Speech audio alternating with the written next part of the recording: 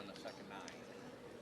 What's happened on the second nine these days? I would say I hit some uncharacteristic chips, and then yesterday was 2 water balls off of pretty good swings at bad targets. Um, I don't think it's a back nine thing. I think it just was that's where I happened to make a swing that yesterday, I kind of overcooked a 6 iron, and it was about a yard from perfect, ends up in the water. That's a shot and a half, and then I lined up too close to the pin out of the pine straw, and there's 2 shots, so maybe 3. So it's just a couple swings. Today I had a really good chance on 11, to knock in. I hit 2 great shots and had about 8 feet that I left just short in the heart, and I felt like that would have been maybe something to kick into some momentum to finish the round, and I just didn't make anything from there on in. I missed the par 5 greens in regulation. You just can't do that. I just haven't found greens in regulation. What you do in 15? I saw. Yeah, it was right when the wind was switching, and on the tee it felt in off the left, and when I hit my drive, the ball just goes up in the air and starts going way left. It was going to happen at some point, and it had just kind of flipped on the hole before that way, but it was kind of just churning, and so I ended up way over on the left side, and I had to hit a wedge over the trees to lay up. I pitched a sand wedge about 3 feet from the hole, but it went just a little too far to the fringe, so the spin didn't bring it back to the hole. So I ended up making actually a really nice 4 or 5 footer for par. It's one of those pin positions today where you want to be able to get it either down further towards the water so you can skip it up to the pin, or just knock it on that right side in 2. And my tee shot left me in a position where I couldn't do either. You've been in a position that Brooks is in now, played really strong first 2 days. What is the last 36 holes like for you that year?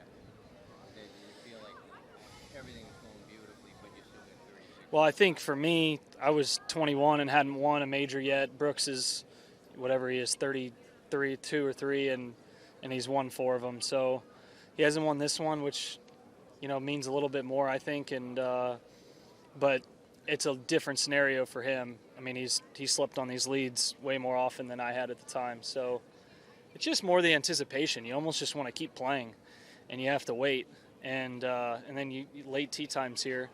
I don't know what it's going to be. I mean, I don't know if we'll even play much later in the day tomorrow or what, but he won last week. He's obviously in control of his game. The benefit we have of those of us chasing is that it's going to be incredibly difficult conditions. So that makes it hard on all of us. It means a few under goes a long way. How important it is to at least birdie 13 and 15, and how important it was for you in the past? I mean, the par 5s in general, those are where you're really looking to score, because they normally give you a few other opportunities with a couple pins each day on some other holes, but then they'll even take some wedge holes and not allow you to really have a good birdie look, like 14 today and 7 today. They're just pins that you can't really get it close to. So you really just look for the par 5s, and you're really trying to play them 3 under or better if you can. I got a good break on 13, then I hit a bad wedge, and then 15 I just I hit a really nice drive. It just got a little bit too far and too far left. So did my job on the front 9. I just didn't on the back. But all in all, they're very important, because they're the birdie looks when you step on the tee to start the round where you've kind of circled. Do you feel like things are close enough that you could really make a charge? Yeah.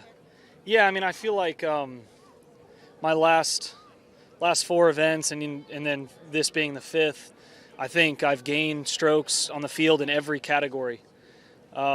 Driving, approach, chipping, and putting. I think this week it feels like I've been doing the same, just not quite to the level that kind of gets you on a really good run to 5 or 6 under. But I started that yesterday, and then kind of poorly played the 13th hole. So it's been a couple mental errors more than anything else. And so if I clean those up, which the conditions may force me to clean those up, my game's in as good of a spot as it's been in quite a while, but 7 shots is a lot to overcome. Where do you keep your replica trophy? It's in my house.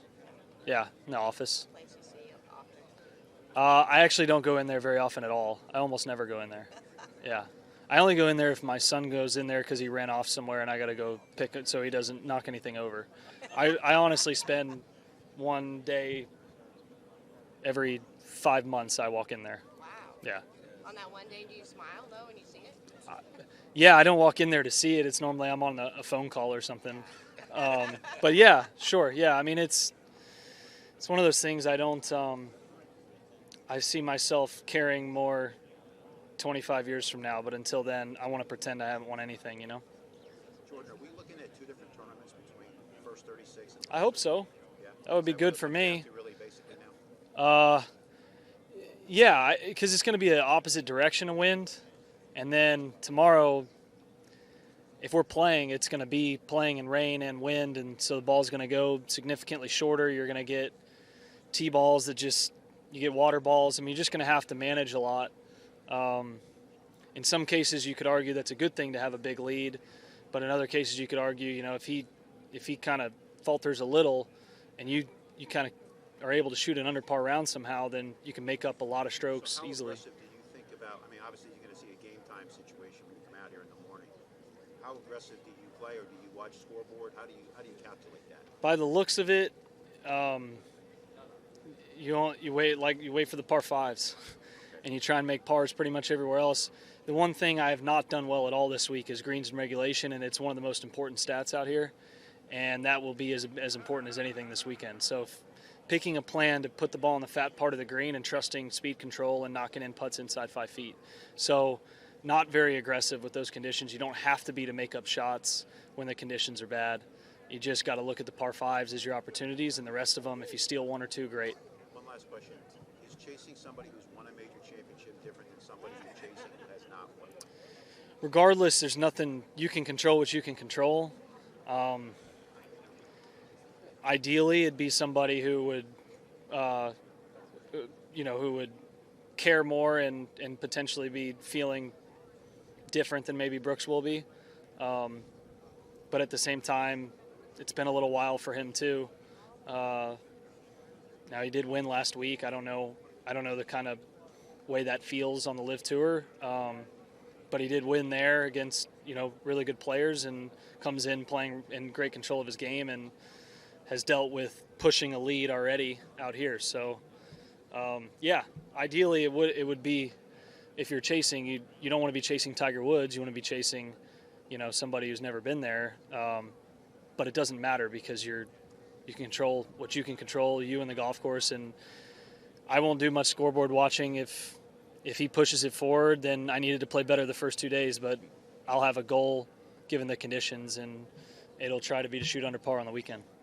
Thanks, guys. Thanks, Jordan.